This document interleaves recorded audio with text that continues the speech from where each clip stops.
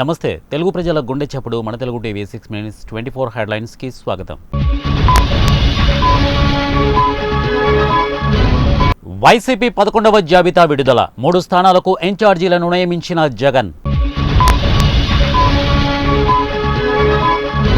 Telangana high court ఆదేశాలతో బాబు దోపిడీ రుజువైంది. చంద్రబాబుపై సజ్జల ధ్వజం.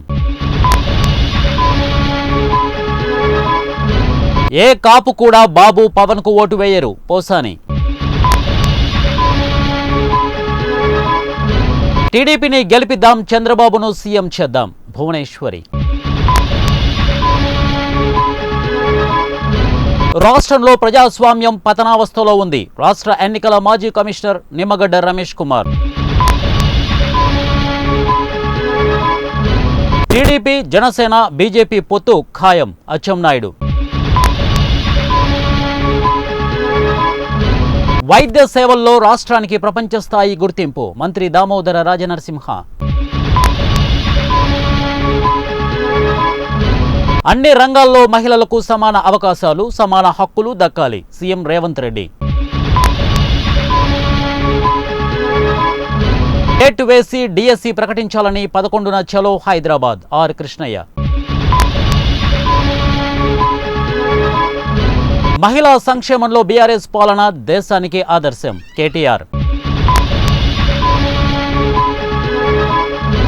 కష్టపడిన వారికి కాకుండా షో చేసే వాళ్ళకే టికెట్లు. బీజేపీపై కరాటే కళ్యాణి సంచలన వ్యాఖ్యలు. బెంగళూరులో నీరు వృధా చేస్తే 5,000 ఫైన్. తాగునీటి కోసం ప్రజల ఇబ్బందులు. రాజ్యసభకు సుధామూర్తి నామినేట్ చేసిన రాష్ట్రపతి. కంటెంట్ క్రియేటర్ల భారత ఘనతను చాటాలి మోదీ.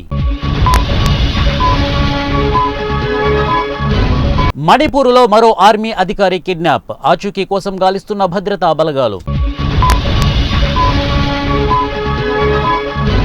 39 మంది అభ్యర్థులతో కాంగ్రెస్ తొలి జాబితా విడుదల. తెలంగాణ నుంచి 4.